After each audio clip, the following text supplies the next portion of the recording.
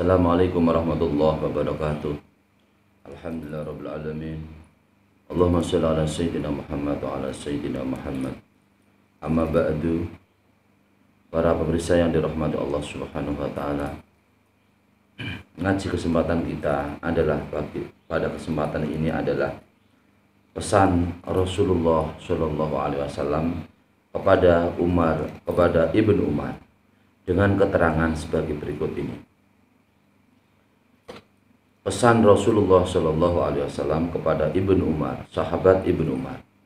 Bismillahirrahmanirrahim. An Ibnu Umar radhiyallahu anhu qala khafidtu minan nabi sallallahu alaihi wasallam asyra raka'ataini qabla dhuhri wa raka'ataini ba'daha wa raka'ataini ba'dal maghribi fi baitihi wa raka'ataini ba'dal isya'i fi baitihi wa raka'ataini qabla subhi muttafaqun alaihi wa fi riwayatin wa raka'ataini ba'dal jum'ati fi baitihi wa li muslimin kana idza talal fajru la yusalli illa raka'ataini khafifataini.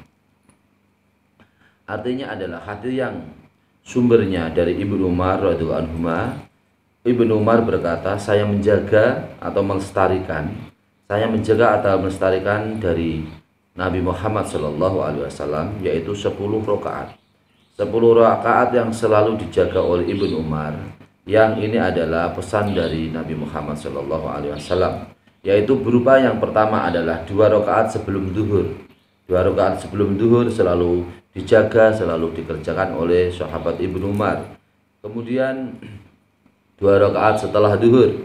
Kemudian setelah maghrib 2 rakaat di rumahnya, yaitu rumah Ibnu Umar, dan 2 rakaat setelah isya di rumahnya, yaitu rumah Ibnu Umar, dan 2 rakaat sebelum subuh. Hadis ini adalah hadis muttafaqun alaihi, artinya hadis yang disepakati oleh Imam Bukhari di dalam kitab Sahih Bukhari dan Imam Muslim di dalam kitab Sahih Muslim.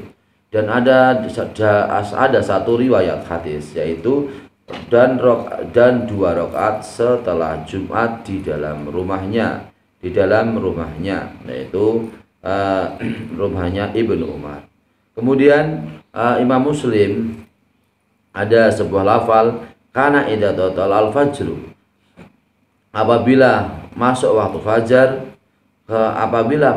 fajar, Rasulullah Shallallahu alaihi wasallam tidak sholat kecuali 2 rakaat yang rikat atau yang cepat atau yang rikat. Jadi Rasulullah Shallallahu alaihi wasallam apabila masuk waktu fajar, yaitu waktu sebelum waktunya subuh, dia selalu mengerjakan sholat yaitu 2 rakaat dengan cepat. Al-makna al-ijmali, makna secara ijmal atau universal. Lama kanal qalbu ba'idan anillahi azza wa jalla ghaliban istighali bidunya wa zinatiha fala yatasanna lahu atadabburu wal khuduru fi sholati allati hiya maqamu munajatillahi ta'ala.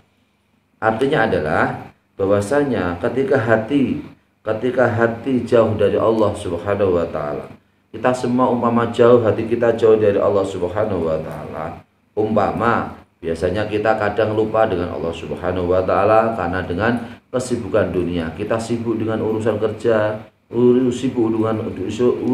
sibuk dengan urusan dunia, dan juga perhiasan keindahan-keindahan dunia.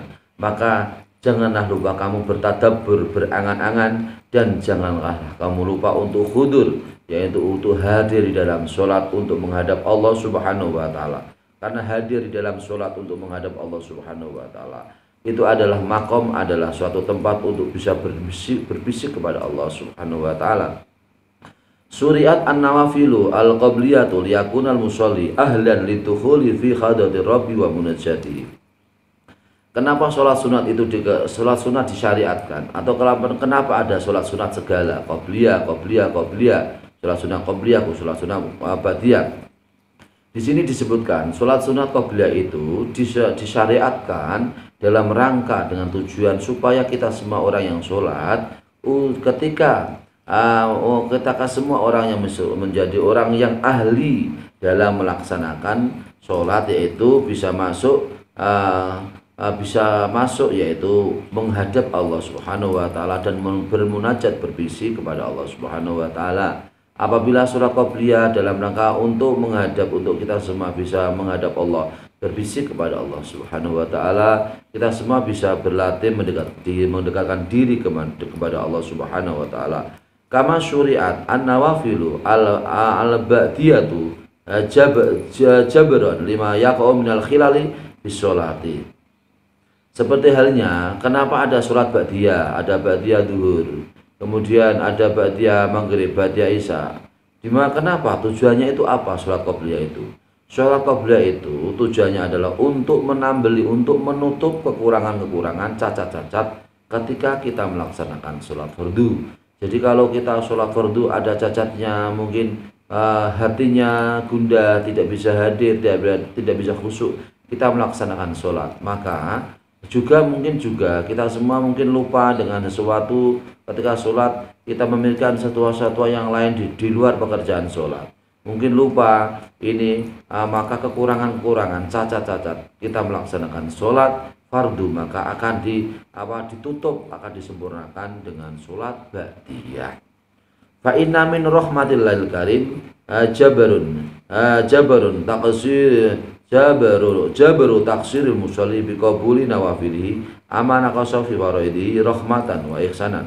Karena sesungguhnya rahmatnya Allah Subhanahu wa taala yang sangat mulia adalah Allah Maha menutup kekurangan orang yang sholat dengan menerima surat-surat sunat kita qobliyah ba'diyah diterima oleh Allah, maka surat fardu kita yang ada cacatnya maka ditutup dengan, yaitu dengan qobliyah, dengan ba'diyah. Sesuatu yang menjadi kekurangan ketika sholat fardu maka akan ditutup dengan sholat sunat, yaitu sholat rawatib, qobliyah dan ba'diyah. Hal ini untuk menunjukkan rahmat atau kasih sayang Allah Subhanahu wa taala dan memberi, yaitu kebaikan kepada orang yang melaksanakan sholat supaya mempunyai kebaikan yang banyak dalam sholatnya. Waqad akhraja Ahmad min hadis Tamim ad-Dari qala Rasulullah sallallahu alaihi wasallam awwalu ma yuhasabu bil abdu yaumil qiyamati sholatuhu fa in kana atamma kutibat lahu tamatan wa in lam takun lam yakun atamha qala Allahu li malaikati ungduru hal tajiduna li abdi min tatawin fatukamiluna biya faridatahu summa zakatu kadalik summa tukhalul a'malu ala hasbi dzalika. Artinya adalah di sini hadis yang dikeluarkan oleh Imam Ahmad yang sumbernya dari hadis Tamim ad-Dari. Tamim ad-Dari berkata, Rasulullah Shallallahu alaihi wasallam telah bersabda, yaitu amal yang pertama yang dihisab oleh Allah Subhanahu wa taala, amal seorang hamba yang dihisab atau dihitung, bisa dihitung atau dihisab oleh Allah Subhanahu wa taala pada hari kiamat adalah amal yang berupa sholat.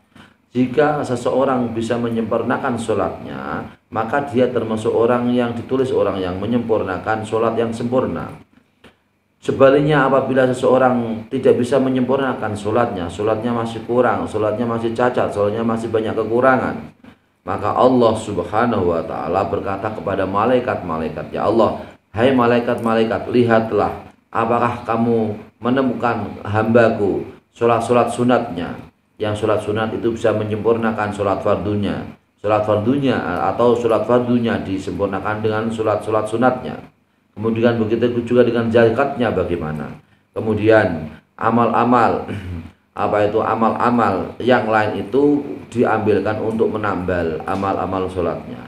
Jika amal-amal sholatnya itu kurang baik, maka amal-amal yang lain berupa sholat sunat, qobliyah, ba'diyah dan sholat yang lain, sholat sunat seperti sholat tahajud, sholat witir dan yang lain, terutama sholat qobliyah ba'diyah ini akan bisa menambal pada kekurangan sholat fardunya.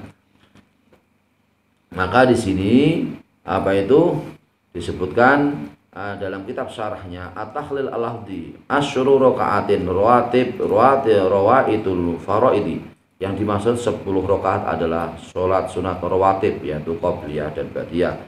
Fi baitihi fi'lu rawatibi fil baiti afdal, di rumahnya, yaitu melaksanakan ibadah sholat rawatib qobliyah ba'diyah di rumah kita masing-masing itu lebih utama.